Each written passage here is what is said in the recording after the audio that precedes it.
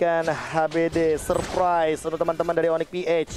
Dan kali ini bahkan Kairinya sudah mengeluarkan satu dari Entropy. Finn-nya bakal diberikan Face Tyrant Revenge yang Connect Tyrant Rage-nya kali ini langsung balik ke arah belakang, tapi Clay-nya ditumbangkan. Hatred mencoba untuk bertahan tapi masih ada Windwatcher. Interference menyelamatkan hari tapi masih ada Immortal dari serangan Hatred. Malah Bangsin yang tumbang. Dan lihat bagaimana Marky memporak-porandakan formasi depan dan belakangnya dari teman-teman RRQ Hoshi.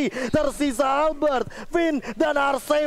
5 melawan 3 bukanlah angka yang baik kali ini. My God, ketika mengincar ke arah belakang dan satu Winter Truncheon dari seorang Hatred-nya dan membeli Immortality mengganti itemnya dan tidak bisa dapat satu poin kill dan menuju ke arah atas dari anak-anak Onyx PH. 5 melawan 3, 40 detik lagi untuk Bangsin akan kembali ke Land of Dawn. Harus bisa menahan minionnya sudah mulai jalan di arah top lane. Finn-nya membuka di sana tapi lihat damage-nya terlalu gebas. Tyrant Rage hanya untuk mendinai saja, untuk menghambat push yang dilakukan oleh anak-anak Onyx PH. R7 berjaya sekarang. Ente. 3-0 guys. Satu orang 3 dari RRQ Hoshi.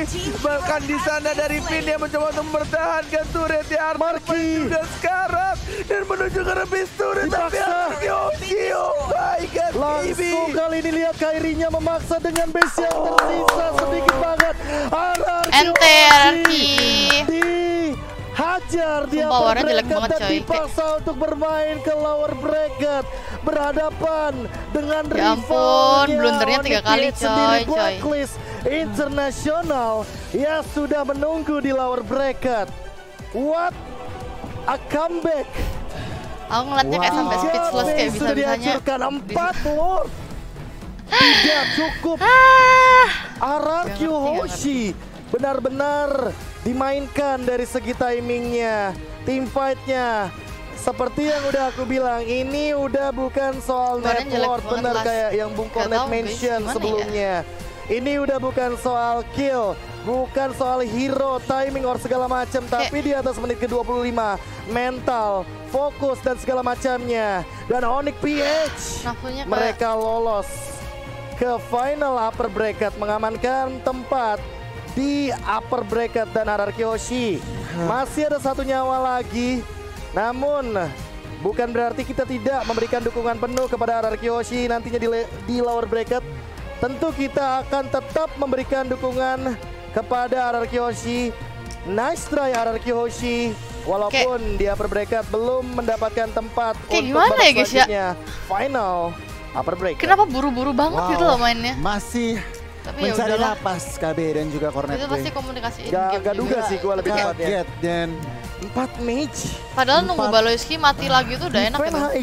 Defend high ground. 4 Lord dan bahkan Natalia yang kita tahu dia nggak bisa set up banget. Yes, fall off banget. Menit 12, nggak usah menit 20-an. Menit 12 aja udah berasa impact dari seorang Natalia. Musuhnya udah fall off dan kita lihat. Aduh, no peep, wait, tetapi wow, back again, respect juga untuk teman-teman dari Onyx PH, congratulations, benar. Yes, what time is it? It's Onyx time dan mungkin ini akan jadi selebrasi untuk teman-teman kita di Filipina. But bukan berarti kita harus menundukkan kepala. Emang mungkin kita harus belajar dari kekalahan ini untuk RRQ Hoshi nantinya di upper bracket mungkin belum menjadi jalan mulusnya, tapi di lower bracket mungkin nantinya kita akan melihat RRQ Hoshi comeback stronger karena masih punya 1 nyawa di lower bracket. Yes, berarti RRQ main tanggal 7 dong. Rezekinya dari lower bracket masih ada 1 nyawa. Kok kebetulan banget aku udah punya tanggal 7. Seperti yang gue bilang untuk match upper bracket ini masih ada lower bracket jika dari tim Indonesia kalah 3-0. Kita emang harus akuin dari Onyx PH benar-benar kuat banget yang dilakukan mentality mereka dari mulai draftnya, gameplaynya dan kesabaran mereka dibawa di drag kayak benar-benar late kenapa ya kalian tuh marah-marah mulu? Orang ingetnya tanggal iya tanggal 17 maksudnya. Kurang belasnya. Koordinasinya di late game kayak tahu jobdesk Natalia di late game harus ngapain.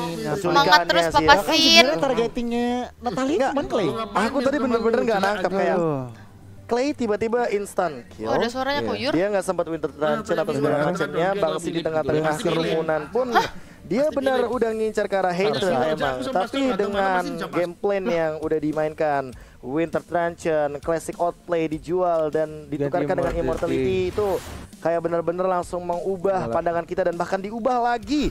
Ini goldnya benar-benar ditahan kayaknya sama Hatred sampai dia bikin Kara Bloodwings. Yang nggak dibeli potion kayaknya. Ya, itu. Kasian banget. Apa ya?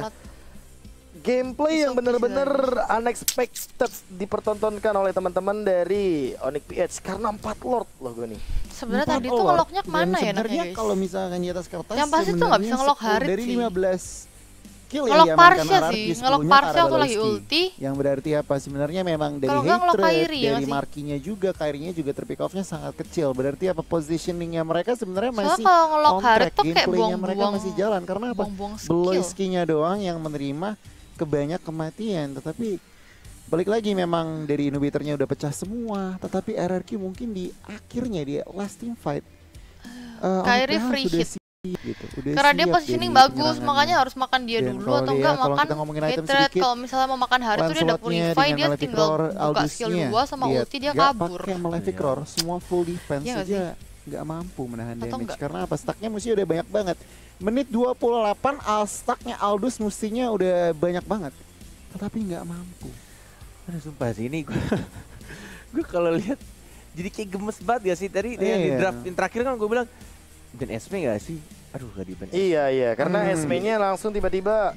Iya KB bilang kayak nggak mungkin sih kayaknya RRQ ngambil Esme. Iya tapi ternyata diambil sama Onyx PH. Dan kalian tuh ya nggak usah nyalain draftnya guys, draftnya tuh udah bagus. Pokoknya ketika Aldous-nya masuk itu dimakan semua. Jadi cuma ada absolute damage bakal dimakan, dilahap sama Esme-nya, Uranus-nya juga sama.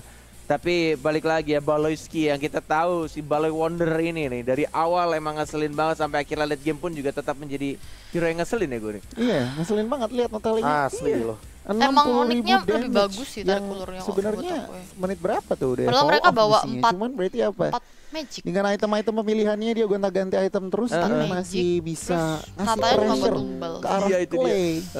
Terutama kalau mau di kill ya. Aduh. Cuman ya balik lagi post gamenya Rich Guy-nya tetap dipegang oleh Albert.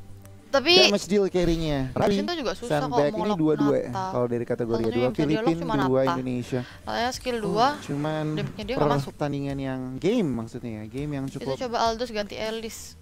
Bang Sin kan hero powernya Aldous ya bukan Elis. Bukan produser doang, saya juga. Kalian tuh ngasih saran hero tuh lihat dulu orangnya tuh power pick-nya apa. Kata-kata juga bingung. Balik lagi karena emang sudah sampai dengan 03 ini aku yang udah duga-duga karena ini turretnya terbuka banget ya. Itu kayak ada chance yang gede banget untuk mengembalikan keadaan bahkan sampai jadi 2-1 gamenya. Dan aku berharap tadi kayak game keempatnya jadi 2 sama tapi back again. Ini dia hasilnya. Takdir berkata berbeda dan mudah-mudahan dari lower bracket perjuangannya. Nah itu dia. Tetapi MVP presented by Samsung Galaxy A52s 5G lagi dan lagi 3 game berturut-turut Kairi menjadi sang MVP. 616 kali ini 80% kill participation dan kalau dari item udah jual sepatu tentunya. Win of Nature dari awal udah nyamankan early, tetapi tampaknya tidak cukup, tentunya masih butuh Immortal dan kalau dari segi item damage-nya Hunter Strike, BOD, Malefic Roar, Extra Penetration dan True Damage. Dari Endless Battle mampu mendefend pressure-pressure yang diberikan oleh RRQ dan bahkan mencari celah dan memenangkan pertandingan ini. Asli. Itu